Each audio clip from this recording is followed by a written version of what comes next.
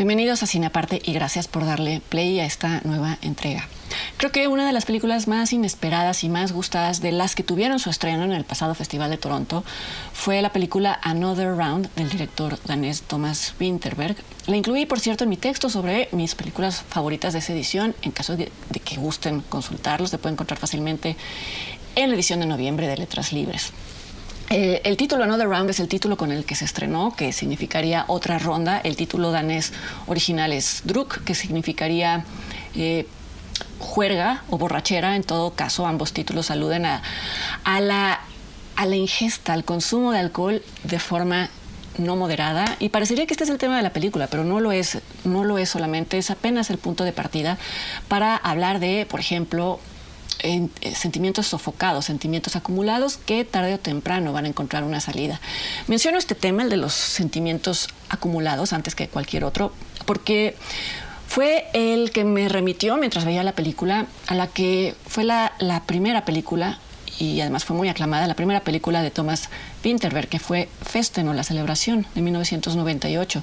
En esa película, una familia se reúne para celebrar el cumpleaños número 60 del padre, y justo a la hora del brindis, el hijo le reclama al padre haber abusado de él sexualmente y de su hermana cuando eran pequeños, y eso da pie a muchos más secretos de familia revelados.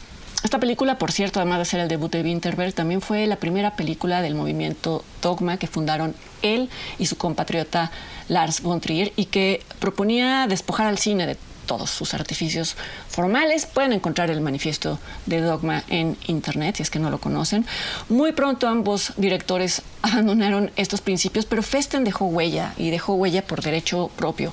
Y como dije, me pareció encontrar ecos de esa película en Another Round, 21 años después, tan solo porque ambas describen ese momento en el que se cae la fachada que oculta algo, y que escribe cómo ese derrumbe puede ser muy caótico, pero también es muy liberador. Claro que Festen era una película muy oscura, y por el contrario, Another Round es luminosa, es muy luminosa, creo que es la más luminosa de Thomas Vinterberg.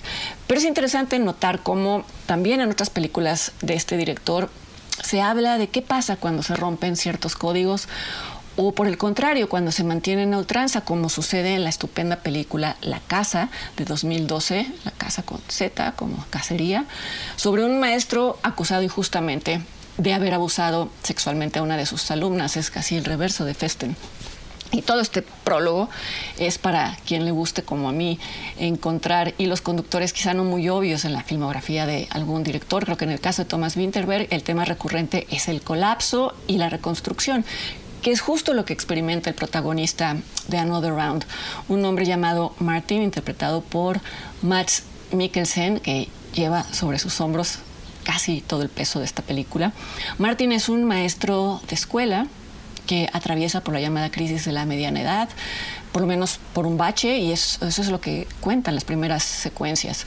Se ve cómo sus clases no interesan a sus alumnos a su vez apáticos, cómo su vida familiar también está visiblemente estancada, y todo comienza a cambiar cuando una noche Martin se reúne con 3 colegas, también aburridos con sus propias vidas, y uno de ellos menciona la teoría de un psiquiatra noruego llamado Finn Skaderdurt, que propone que todos nacemos con un déficit de alcohol en la sangre que podría ser fácilmente compensado con 1 o 2 copas de vino.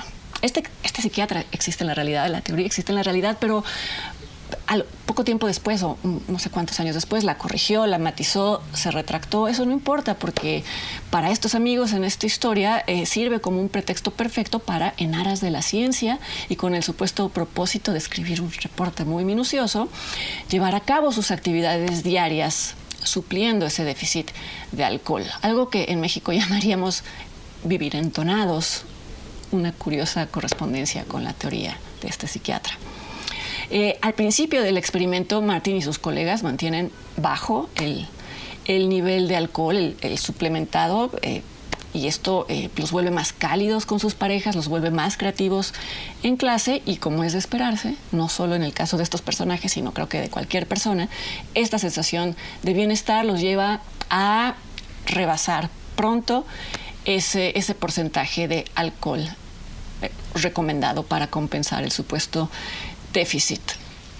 Martin, por ejemplo, llega al punto de, en sus clases, sugerir que los mejores mandatarios de la historia han sido bebedores duros y, por el contrario, aquellos que han tendido a la sobriedad tienen como representante, por ejemplo, a Hitler. Es decir, ejemplos arbitrarios y en donde no hay una relación de causa y efecto y que están totalmente sesgados por la nueva afición de Martin.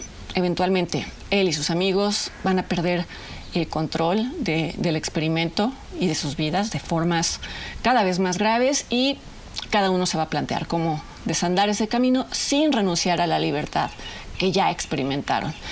Another Round me parece extraordinaria por cómo le da la vuelta al sermoneo al que fácilmente se prestaría una película que habla sobre el consumo de alcohol o de cualquier otra sustancia como reemplazo de otras sensaciones. Y es que, como decía, el alcohol es solamente un punto de partida, ya que la película más bien habla de desconexión emocional, de apatía, no solo de los hombres de mediana edad, sino incluso de los jóvenes, de los alumnos. Muchas películas abordan estos temas, la desconexión y la apatía, y también muchas películas han hablado de cómo el alcohol puede convertirse en una forma de escapismo, pero la diferencia aquí es que estas películas siempre terminan yéndose por el camino de la moraleja final. Son algo así como fábulas de advertencia, pero Winterberg no es un director puritano y por lo tanto Another Round no sigue ese camino. Incluso se permite mostrar la desinhibición del protagonista y de sus amigos, mostrarla como momentos de alegría y de redescubrimiento. Hay secuencias dedicadas solamente a verlos reír y a verlos permitirse alegrías que ya no se permitían. Y es muy honesta en ese sentido, no todo es un infierno en esos momentos. Y cuando dije que Mads Mikkelsen llevaba casi toda la película sobre sus hombros, me refería a eso, a su transformación de un hombre apagado, del hombre apagado que se ve en las primeras secuencias, a alguien que redescubre sus entusiasmos. Al principio la transformación es sutil y Winterberg la muestra a través de close-ups muy cerrados. Vamos, no es esta una película moralina que durante esos primeros actos, el primer acto, segundo acto de la película, uno se pregunta si esta no es una apología de estos estados liberadores, pero después cambia de dirección y después vuelve a cambiar. El guión de Another Round sigue un camino tan zigzagueante o tan sinuoso como el camino que siguen sus protagonistas cuando están alcoholizados, y lo digo como una virtud. No se avista el destino final, como sí sucede con muchas películas de Hollywood. Ya no se diga películas sobre la anestesia emocional y el proceso de salir de esta anestesia, que, como ya dije, pueden prestarse a tratamientos muy sentimentales y melcochosos.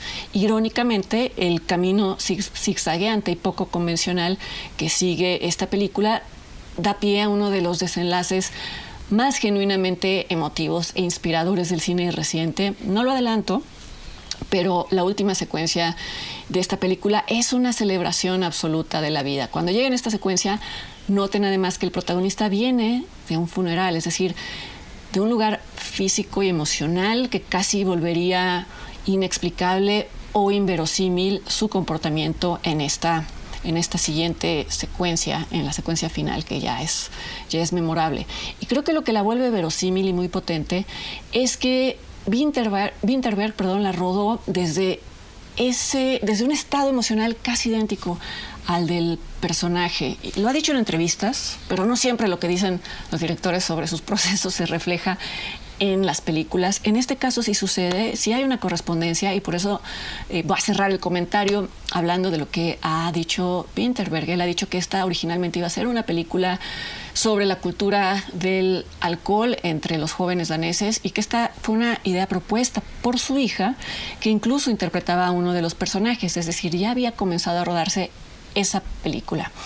Y, sin embargo, pocas semanas después de haber iniciado, su hija sufrió un accidente automovilístico y murió. Y el director se dio apenas una semana de duelo y concluyó el rodaje, donde además participan compañeros de escuela de su hija, aparecen en la película. Concluyó el rodaje, pero cambiando el foco de la cultura del alcohol a la reconexión con la vida, sin hacer de lado la trama del alcohol. Yo apenas me enteré de esta anécdota, no la conocía cuando vi la película en Toronto. Ya entonces este desenlace me había parecido arrollador. No es indispensable conocer la anécdota para sentir el impacto, pero creo que sí explica su eficacia. Que puedan empalmarse a tal grado el dolor y el placer por la vida, por lo que está sucediendo en ese momento, es algo que difícilmente se explicaría en diálogos o en un guión planeado o calculado fríamente, y sin embargo basta ver aquí a Mads Mikkelsen bailando para entender que sí es posible. Esta película está nominada al Oscar en la categoría de Mejor Película Internacional, Winterberg en la categoría de Mejor Director. No se ha estrenado en México formalmente, pero no es difícil encontrarla. Ojalá puedan verla y ojalá me acompañen la siguiente semana en la siguiente entrega de Cine Aparte. Hasta entonces.